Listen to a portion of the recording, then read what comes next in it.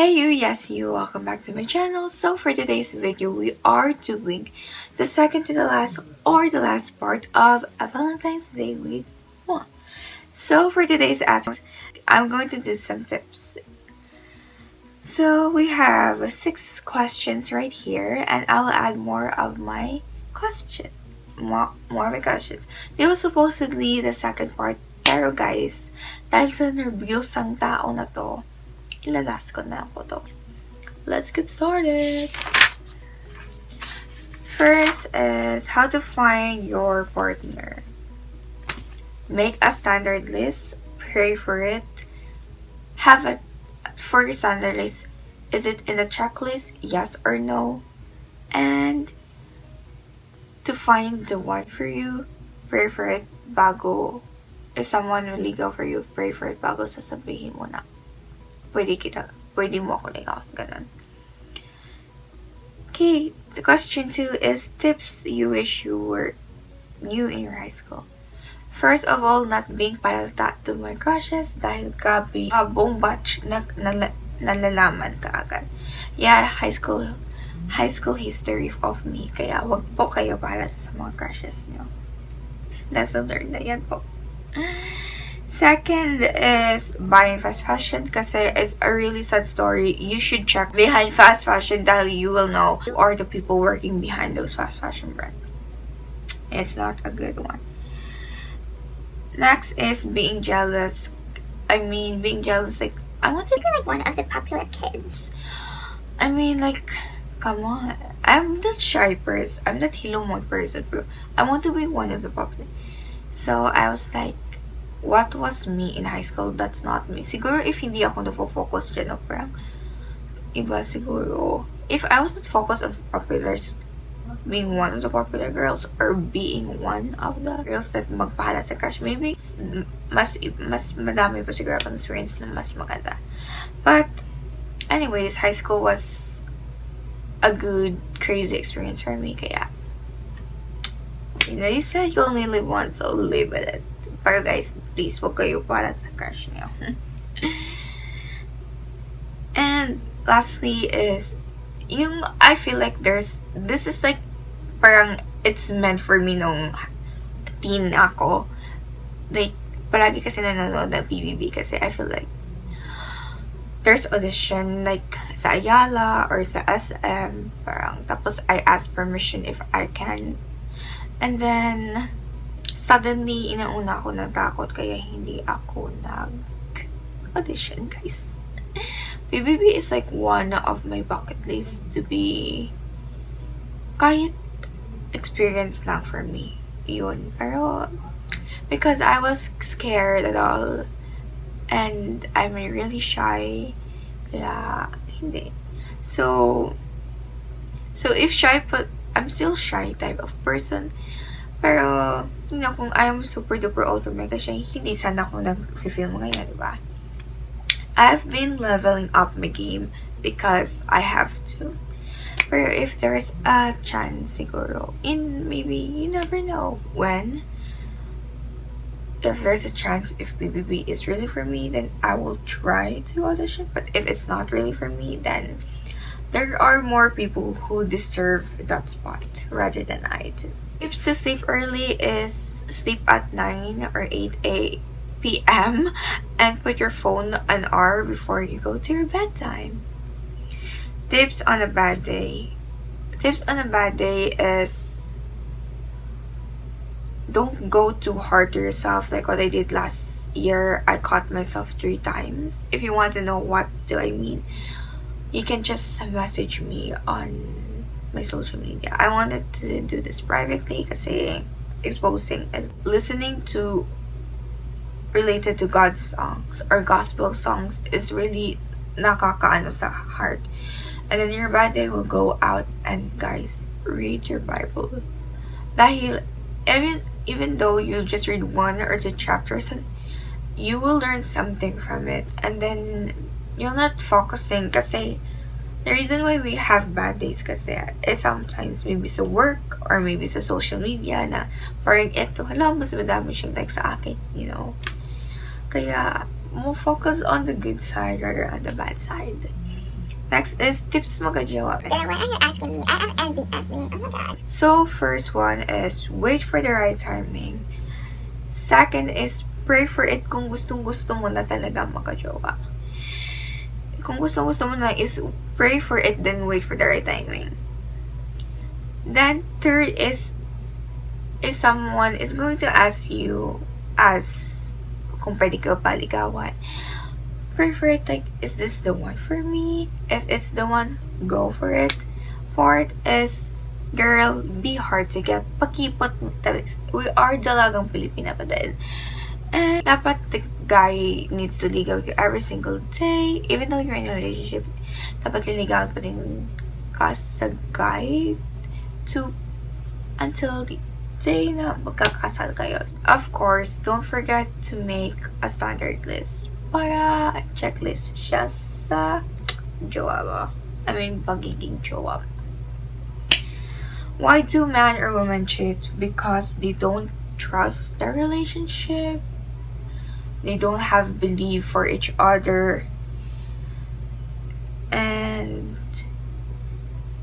remember, love is not all about kilig. I know kilig is like parang namumula ka or parang nangingiti ka. I mean, you're happy. Your happy face is like this. But remember, as what Daniel Padilla said in one of the interviews, kung wala na bang kilig, wala na bang love. Remember? Love is all about trust. Trust, faith, believe, and if you put God in the center of the relationship, that relationship will not be broken. Second is that you're still figuring out kung you're the one or maybe it's them na hindi pa sila handa talaga magiging in a relationship. So as what I said before, na before you will enter or commit into a relationship, know yourself better, more first. Love yourself first. So I salute to all the people around the globe who are MPSB. Kahit ang daming dinig, like me guys, ang dami talaga nagdinig sa since kid guys, I'm not joking. But you know, those links before minsan may kilig din yun, bro. I'm not that person to the point na parang ganun. Because I do respect my parents, my grandparents, and my girl side, my girl's cousin rules. Kaya so proud that we have the girl's cousin rule. I'm still respecting that as for now as well. Next is third parties. I mean, because like, you know, the parties, dyan talaga magsiselos, ganun. So, make sure that you trust the person. Pero mas better talaga if you're in a relationship na. If you go to parties, maybe siguro kasama kayong dalawa or maybe iwas na lang para, you know, walang jealousy. Or this one, maybe that person you're in a relationship, parang napapagod na siya sa pagmamahal sa'yo. Oh my gosh! Bakit ako? Guys, promise guys, I never had one. It's just people who are heartbroken pumupunta sa akin palagi, kaya that's why. It's not from me. I mean, this is the learning tips that I've learned from the other people that who are ako ay isang teacher sa mga broken-hearted. Wow! So, that's it for those questions. Guys, this will be a long video, kaya stick to it. Okay, it's Father's Day soon. Bigyan niyo na ako ng chance, okay? So, I have here, guys or girls, I have 2 sets for guys. Set A, Set B. And for girls, I have Set A and Set B as well. Set A is guys that didn't try to court the girl that they like because A, natatakot sila magiging busted. Pero paano naman yung malalaman na magiging busted kayo kung hindi nyo tinatry? B, may feeling ka na 50-50 chance na yung babaeng may crush ka sa kanya, gusto ka pala niya. But you never had a chance to court the girl kasi you're scared to be busted. So my tip here is try to, as I always said before, na number 1 is ask the girl, like, if pwede na ba siya ligawan. Kasi some girls bawal pa ligawan through age or hindi ka pa pwede makajowa. You need to have a boyfriend when you're after college. So, the reason for A is that this is like, it's not A, is the guy what they call the torpy section. So, A is going to be bust. Dahil natatakot ka na magiging busted ka, it means na you are missing your chances because you never know. Maybe your A is B, which means 50-50 yung chances. So, hindi mo siya tinanong, sayang yung chances mo. Kaya, always ask if you're really scared talaga mabasta dahil na heartbroken ka before. My tip for you is to know that person 100% muna. Like, ask her friends, or ask her siblings, or ask someone who's really close to her. Eto kasi, ask for it if this person has standards. Kasi I think everyone has their own standards based on my, I don't know. But for me kasi, I always have standards. Para to be sure lang. I'm not choosy, pero I just have standards. I'm not choosy without standards. Yes, I'm not choosy, but I just have standards. Tip ko lang sa inyo guys, huwag kayong magiging torpe. Just really try to find the time. Kasi I know a lot of guys matatakot mabasted. B is you court a girl pero nabasted ka naman. D is you court a girl kasi alam mo na you have the same feelings. So E is you court this girl pero nabasted ka naman. But this is what they call matatapang na mga lalaki dahil at least they tried to court the girl. Okay, you know what guys, it's okay na mabasted kayo. Don't feel bad about it because maybe that person might be not the one for you. Maybe there's a better person for you in the future. Kasi based on my experience, I'm that person na may naligaw sa akin, tapos busted it. Busted and busted. And see, right now, they're in their happy relationships. And I'm so happy with that. Kasi feel ko talaga, those guys were not for me. Kaya, I'm happy for them that they're in a happy relationship. Kasi you court a girl and then this girl is like, yes, pwede ko ako ligawan, ganon. So, for that, remember, guys, ligawan nyo yung mga babae palagi. Sure, pang nanay lang. Ligawan nyo yung babae every single day because they want to feel special, okay? Kaya, tandaan nyo yan. Now, let's go to the girls. Said A and said B. So, there's a guy who asked you out, but you busted him. So, a lot of girls talaga, as based on what I see, like, I feel bad na binasted ko siya. I feel bad. Girls, don't feel bad kung binasted yung isang tao. Kasi maybe they're not the one for you. It's actually like, let's say, the universe told you to bust this person because you're not ready for it. Or maybe this person is not the one for you. It's not your perfect match. Not only Cupid knows when to find the perfect match, but also the universe. Wow! Daming wow. Talaga, there's a lot of experience about it, including me.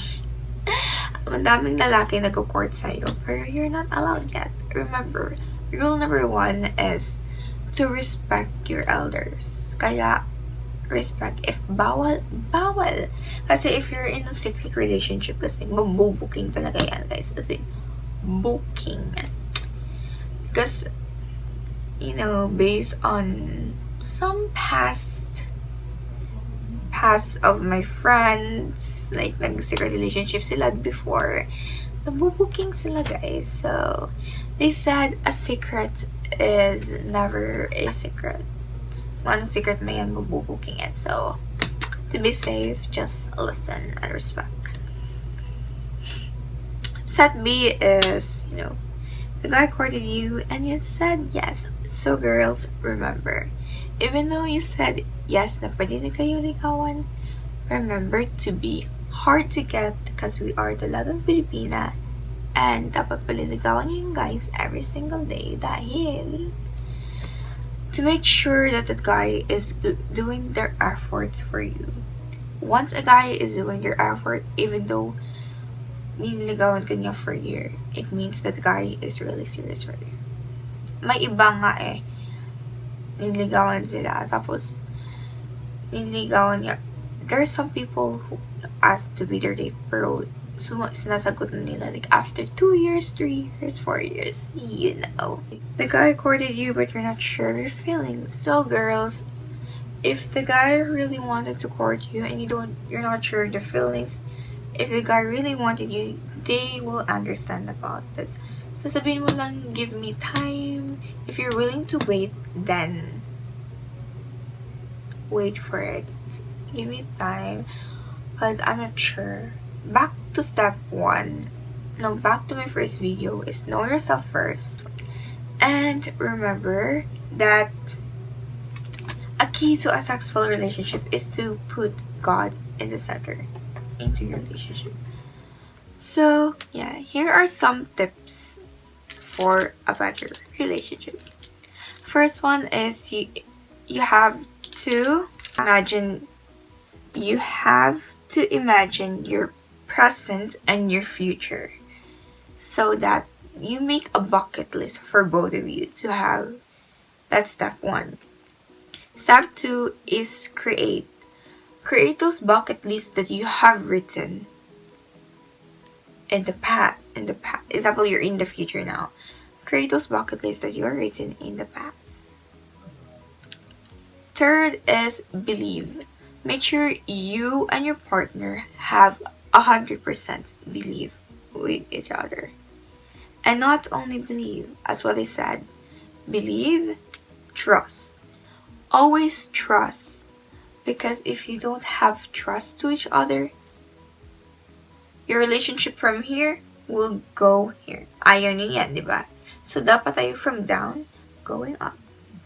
It's better to do that. And that's it. Maybe the girl that, I may be your friend that is MBSB, but I will always be your friend to give you some tips. It may not be a pro tip, but it's a tip galing sa puso ko, based from the experience in the past, based from the movies that I've learned. So, that's it, y'all. And remember that you're beautiful in your own way because you are unique. I'll see you on Valentine's Day, maybe, or on my next video. Toodles!